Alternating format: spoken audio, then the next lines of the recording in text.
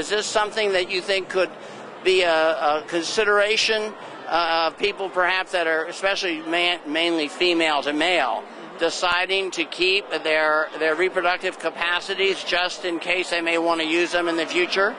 Well, yes, and I believe that it's the choice of each person, and it's something that they really want to do. I know male to female transsexuals who have kept their male parts because of a lot of things. The surgery is very expensive, and various and sundry other things. Maybe their partner is sexually pleased by having that part, or so there are a lot of individual reasons, and it's a choice that each person has to carefully consider and make for themselves.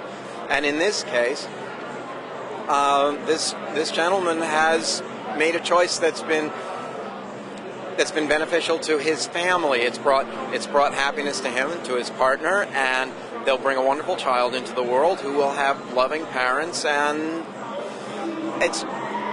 yes, it puts all these silly gender binary things just out the window. I can tell you, when you see him looking like a man with a beard and with his stomach sticking out, wearing men's clothing and saying, people just think I'm getting awfully fat, but I'm only 6 months, and then being so relaxed with the fact that, yes, it doesn't bother me. I know I'm a man.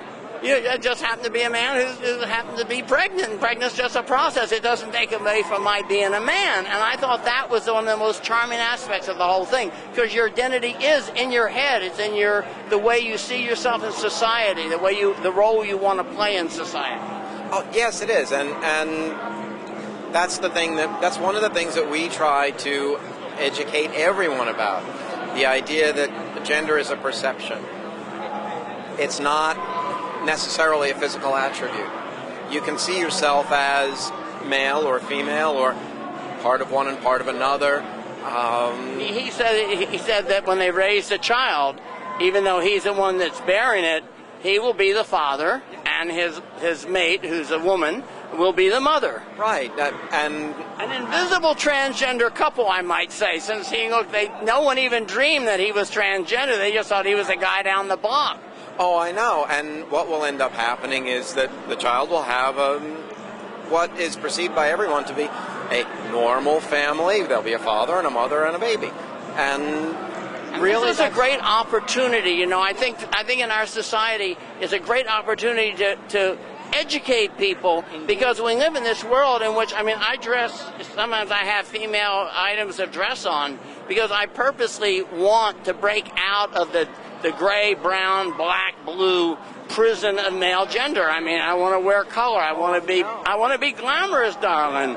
Why shouldn't I as a male? I'm not trans, except kind of trans agent because I'm a young man trapped in an old body, but okay. You might understand that. Yes, I do. Yes, I do. Well, I will look. How should people be able to find you, or as a resource, where should they go? Renaissance is most easily located on the internet at www.ren.org. REN, the first 3 letters of Renaissance. .org as an organization. That would be the easiest way to find us. All the Renaissance chapters are listed there, and their local contact information. Do you have a website or anything with kind of information or links where people... That would be the Renaissance website, is ren.org, and you can find out about Renaissance as an organization, and from that site you can find the individual chapters. So you can find a local chapter, and there you'll get contact information for contacting whether you're wherever you may be.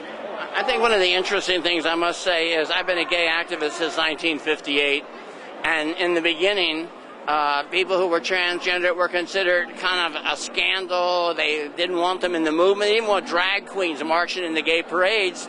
But now with Transgeneration and Trans America, the film, it seems to me that transgender people have become the cutting edge in our society of the discussion of a very important issue, and that is what gender is all about. And I think that's something that most people just take for granted and don't ever question or ever think about.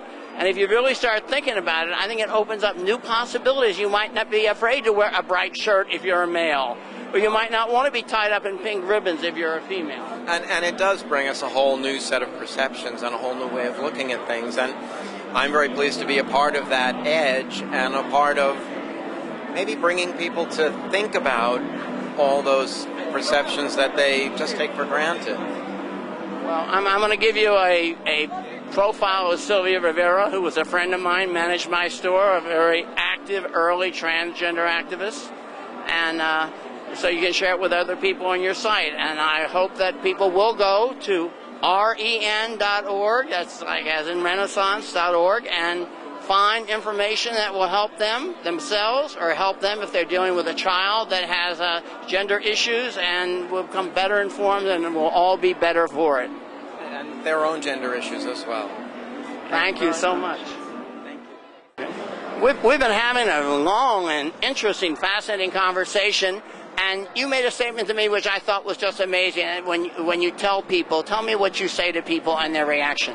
Well, I'm asked about my preferences, and I tell people that on some days I'm a heterosexual man, and on other days I'm a lesbian woman, because I go back and forth with my presentation. And the first question that those people ask me is, how can you be gay and straight at the same time? And we have to get past those labels, because if we do the math, as a lesbian woman, I want a female partner. As a heterosexual man, I want a female partner. So I'm looking for the same person, and it's all about what I call myself. That's what people don't understand. People don't understand that a lot of transsexuals are actually heterosexuals, that you were attracted to women when you were a male, and you're still attracted to women, although your social identity has changed to female. That's right.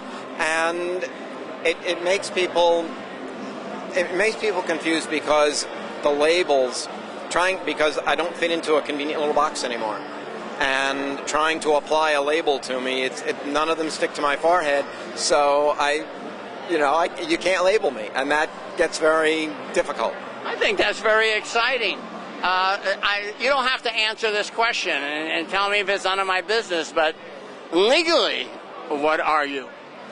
My driver's license says I'm male, and so that's my legal identity. So you are just a legal heterosexual running around dressed up like a hot middle-aged lesbian. Oh, well, thank you very much. Thank you. This was really great. It's been wonderful talking to you. Have a great day.